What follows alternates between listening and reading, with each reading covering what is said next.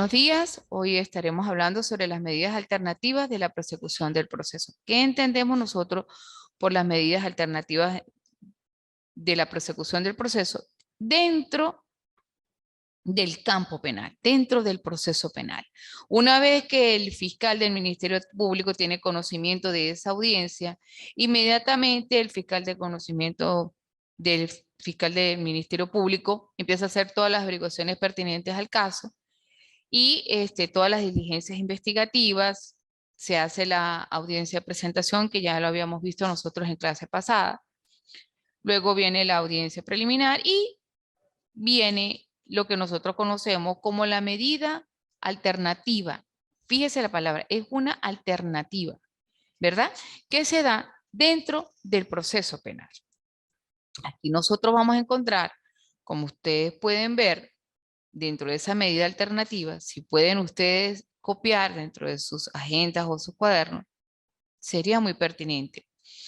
En el sentido de que en las medidas alternativas de la persecución del proceso tenemos el principio de oportunidad, tenemos la delación, tenemos los acuerdos reparatorios, tenemos la suspensión condicional del proceso, tenemos la admisión de los hechos y tenemos la conclusión. ¿Cuándo se aplica la suspensión condicional del proceso? El artículo que nosotros nos habla de la medida de suspensión condicional del proceso está establecido dentro del Código Orgánico Procesal Penal y es cuando se hace antes de la apertura del juicio oral por encontrar algunas alternativas que pueden ser, que dan prosecución, que dan finalización a la parte penal. Ahí nosotros podemos observar el principio de oportunidad, podemos observar también la delación, los acuerdos reparatorios, la suspensión condicional del proceso como tal, la admisión de los hechos y la conclusión. ¿Qué entendemos nosotros por el principio de oportunidad? El principio de oportunidad actúa como un mecanismo que evita los efectos criminógenos de las penas cortas de la privativa de libertad. Ella viene a descongestionar la administración penal, puesto que no se requiere que haya una privativa por parte del imputado. Entonces, eso es una oportunidad que tiene para descongestionarse en esta fase el proceso penal. Pero nosotros tenemos que observar cuáles son las fases del juicio penal.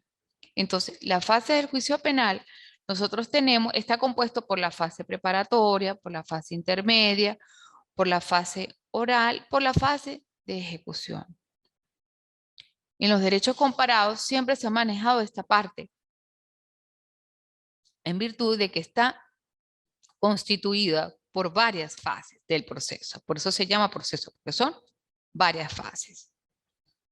Bien, ya hablamos del principio de oportunidad, pero que cuando hacemos referencia al acuerdo reparatorio, ¿qué entendemos nosotros por lo que estipula el Código Orgánico Procesal Penal por los acuerdos reparatorios?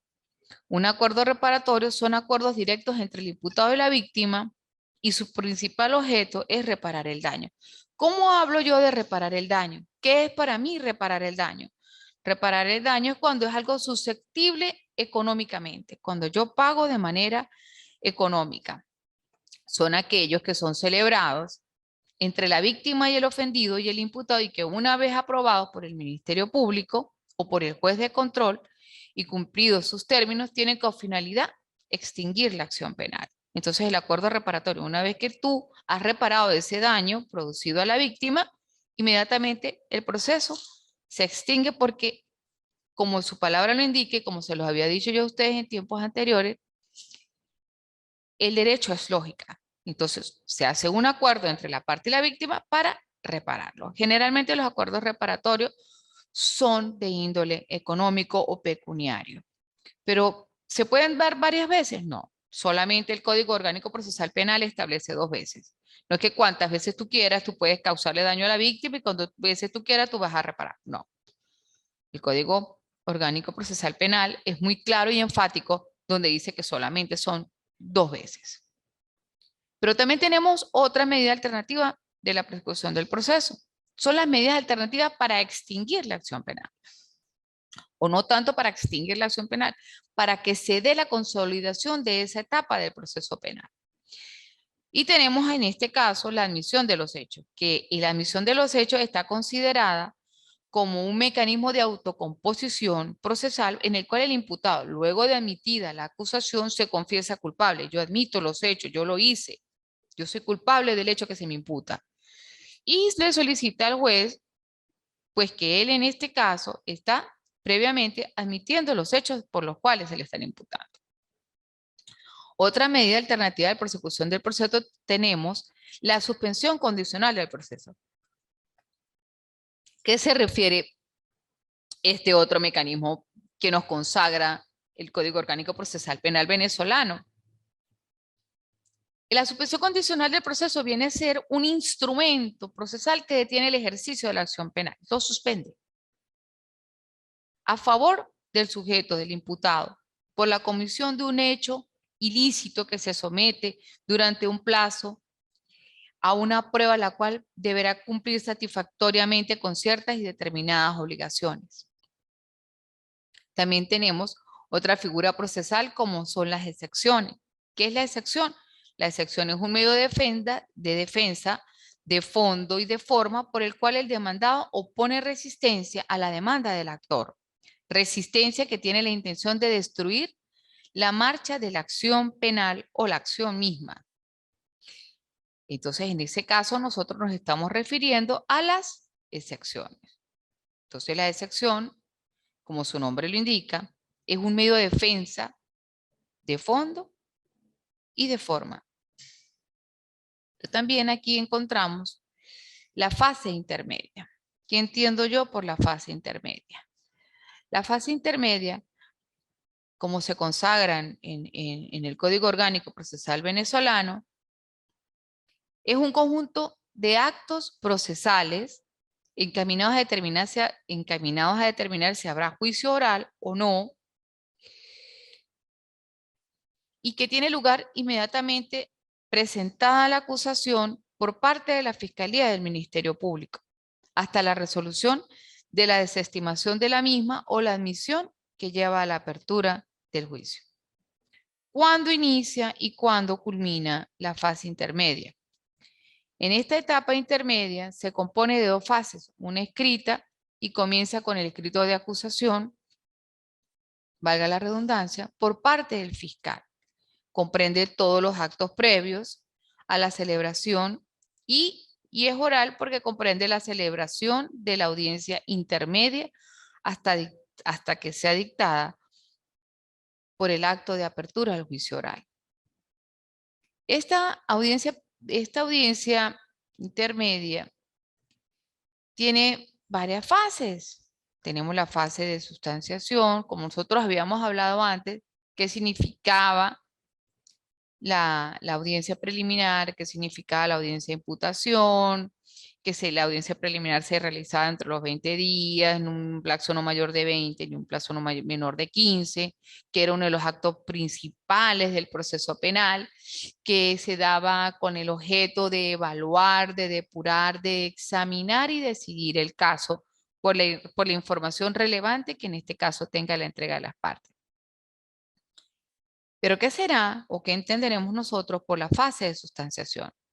La fase de sustanciación es un escenario que se presenta donde el juez y las juezas se reúnen y le exponen a la parte demandada, a la parte demandante, los argumentos que crean precedentes y que pueda haber un debate entre ellas bajo la dirección del juez. Entonces es la fase del debate, ¿verdad? Así como nosotros habíamos también hablado en términos pasados de qué significaba el sobreseimiento, qué parte tenía el sobreseimiento. Le estoy haciendo como una especie de retroalimentación para que ustedes se vayan encaminando en torno a la fase. Le habíamos dicho que el proceso de sobreseimiento es un pronunciamiento jurisdiccional que pone fin al proceso, que extingue la acción, que pasa inmediatamente a ser autoridad de cosa juzgada, que se entiende por defensa, es cuando un abogado defensor particular o público El imputado elige libremente quién sostenga sus derechos e intereses, quién vele por sus derechos e intereses. Retomando nuevamente, el juicio oral constituye una parte o una etapa esencial dentro del proceso penal. Es donde se da la sustanciación misma bajo el proceso de debate, ¿verdad? Entonces ustedes ya se van, vamos a decirlo así, adecuando a las distintas fases que contiene el proceso penal acusatorio en Venezuela. En esta etapa consta principalmente de la audiencia de formulación de acusación, la audiencia preparatoria, la audiencia de juicio oral, la audiencia de reparación integral, la audiencia de individualización de la pena. Luego tenemos nosotros la fase de ejecución, que es un conjunto también de actos procesales, de actos necesarios para la realización de esa sanción contenida en una sentencia condenatoria. Cuando a mí me hablan de la fase de ejecución, me están hablando ya de la parte de la condena del reo, vamos a decirlo así. Es una sentencia condenatoria netamente definitiva, emanada por el juez del tribunal competente, le corresponde al tribunal de ejecución en parte a las penas y las medidas de seguridad impuestas por una sentencia firme. Es la parte del proceso penal acusatorio en la que una autoridad judicial revisa que la sentencia emitida por un juez dentro del proceso penal salvaguarde los derechos de las personas que está siendo sentenciada. Pero ¿cuáles son esos beneficios procesales en Venezuela? Es una atenuación, ¿verdad? Que tiene en esta parte o una eliminación de las limitaciones impuestas a personas condenadas que han sido responsables de un delito y que ya pues van a tener una sentencia de cumplimiento total de la pena. Esas funciones que tiene ese juez de ejecución son controlar, ejecutar, mantener, modificar, revocar o hacer plenas esas medidas de seguridad dentro de ese principio de ejecución de las penas. Entonces ustedes pueden observar aquí cómo se ve totalmente las distintas fases del proceso penal. Pero el juez de ejecución, ¿qué pasa? Cuando ya la persona está plenamente condenada y tiene años pagando su condena, él puede, Venezuela tiene varias leyes que benefician a esa persona para disminuir esa sanción o esa pena impuesta.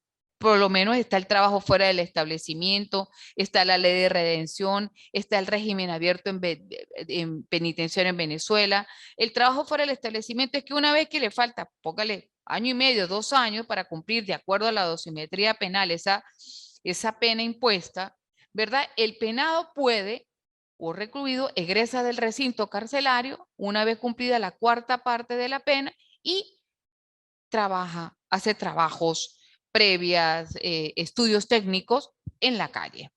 Ese se llama el régimen abierto penitenciario en Venezuela, el cual se asentó en Venezuela en el año 1961. Acuérdense que tenemos la Constitución de la República Bolivariana de Venezuela en el año 1999 y cual se le han dado unos principios de progresividad encaminados a esos sistemas carcelarios.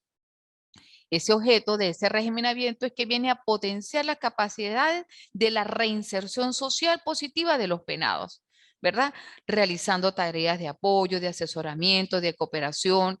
Luego tenemos otra figura que es la libertad condicional, que es acordada también por el Tribunal de Ejecuciones. Cuando el penado haya cumplido por lo menos las 2/3 partes de la pena, se puede solicitar al delegado de prueba la libertad condicional. Entonces, en parte a partes también ellos te han promulgado las casas de trabajo. Pago casa por trabajo por cárcel. Y a las 7 de la noche, él vuelve otra vez hasta cumplirse la totalidad de la pena. Pero ¿cómo se redime la pena por trabajo? Esa redención la aplica ¿quién o quién la otorga? El juez de ejecución de las penas y las medidas de seguridad previo a un trabajo realizado por el apoyo técnico. Ahí está el cumplimiento de buena conducta, responsabilidad. Entonces eso le permite a él fácilmente adecuarse a esas medidas de seguridad y a cumplirlas en la calle. Entonces, luego tenemos el recurso de casación en Venezuela para finalizar ya la presente clase a través de los distintos procesos penales que consagran nuestras leyes venezolanas. El recurso penal en Venezuela de casación se interpone para dictar las sentencias, ¿verdad?, que ya han sido previamente dictaminadas por el juez de la Corte de Apelaciones, ¿verdad? ¿Y qué es el recurso de casación dentro de la legislación venezolana? Es el que se interpone de manera fundada. Cuando nos dice a nosotros de manera fundada, es motivada. ¿Cuáles fueron los hechos y los alegatos que dieron incursión a esa pena? ¿Y cuál es el motivo de procedencia? Entonces usted inmediatamente acude a la legislación del recurso de casación. Es decir, da una plena argumentación de los hechos y del derecho y va una indicación precisa y necesaria de los elementos que contiene para determinar la presunta violación del mismo. Entonces usted ahí puede observar que existen varios recursos. Entonces, esa es la indicación precisa y separada de cada motivo de procedencia denunciada ante la sentencia recurrida por la Corte de Apelaciones. Usted recurre a la Corte de Casación. Muchísimas gracias y esto es todo por la clase del día de hoy.